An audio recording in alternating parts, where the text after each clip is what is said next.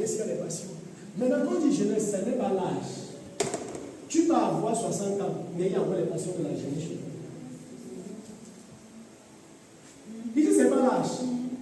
Quand on dit les passions de la jeunesse, il y a certaines réalités qui sont associées à la jeunesse. Cette passion-là qui se bouscule dans tes membres, il dit, fuis les passions de la jeunesse. Il recherche la justice. Recherche la justice. La foi. L'amour. La paix. Avec ceux qui invoquent le Seigneur d'un cœur. Est-ce que vous comprenez? Il dit, fuis les passions de la jeunesse. Recherche quoi? La justice. La foi. L'amour. La paix.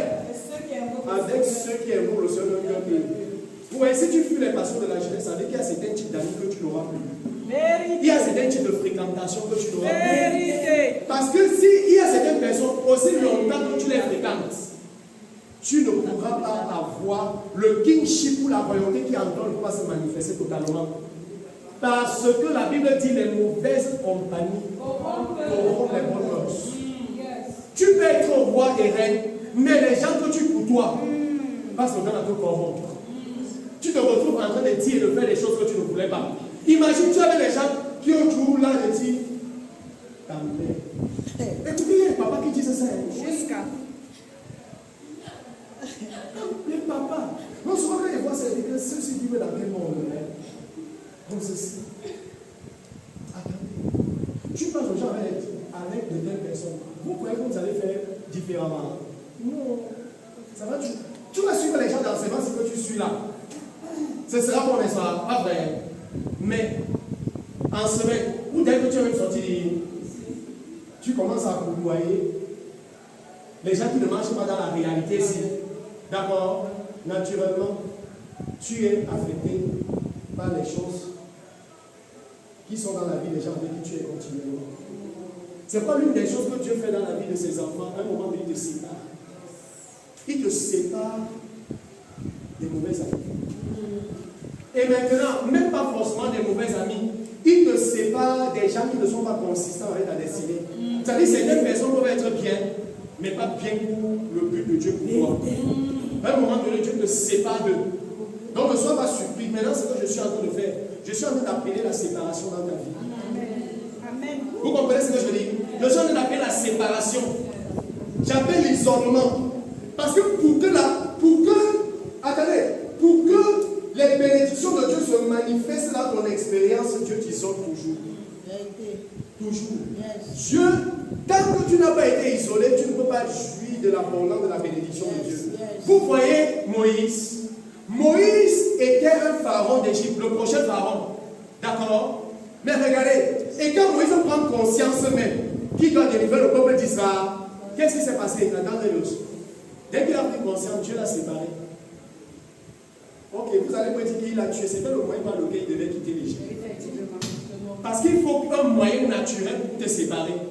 Quand il a tué l'Égyptien, ça a commencé à se divulguer. Moïse a fait comment?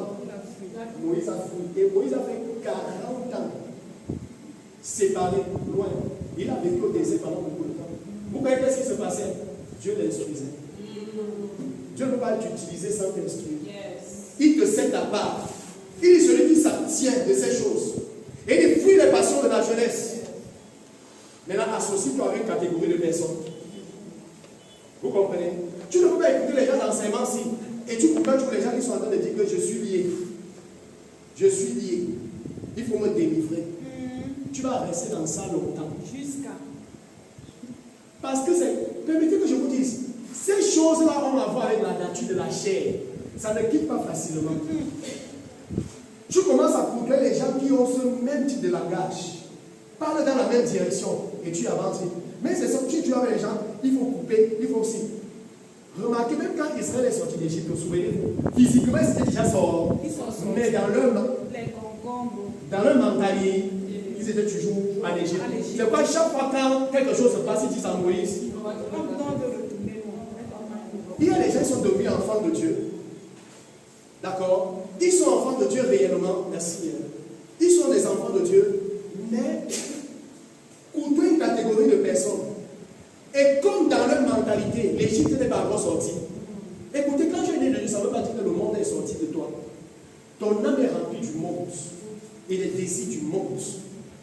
Si tu coupes une catégorie de personnes, tu seras toujours attiré dans les choses du monde. C'est quoi l'Esprit de Dieu veut te séparer? Amen. Amen. Écoutez, il va te séparer. Amen. Et j'appelle la séparation dans ta vie. J'appelle l'isolement dans ta vie. Parce que tu es utile pour Dieu. L'isolement se manifeste, la séparation. Et permettez que je vous annonce, la séparation et l'isolement, c'est parfois douloureux au départ. Jusqu'à. Parce que parfois, ce sont des gens que tu aimes beaucoup. Jusqu'à. L'Esprit de Dieu te sépare. Au départ, c'est difficile. Mais ne te dérange pas, c'est un problème de destinée. Alléluia. Tu as une grande destinée. Il faut que tu te sépares. Et regardez, quand Moïse fait 40 ans au désert, et quand Moïse revient, ce n'est plus le même Moïse. Moïse, l'homme qui revient, c'est un homme qui est différent. Vous comprenez de quoi je parle? L'homme est comment? Sa parole a un certain poids, une certaine valeur. Et parfois, même dans les familles, on ne vous respecte pas et ne vous honore pas. On ne vous respecte. C'est-à-dire qu'on n'honore pas le kingship et la royauté qui est en vous. Parce qu'on vous voit toujours comme les enfants. Vous êtes ici, vous avez grandi ici. On vous a vu jouer, on vous a vu, vous comprenez? On ne parvient pas à vous respecter avec certaines dimensions. Mais quand l'Esprit de Dieu va vous séparer, les mêmes gens de la famille vont vous honorer, vous respecter. Je vous dis vraiment Dieu.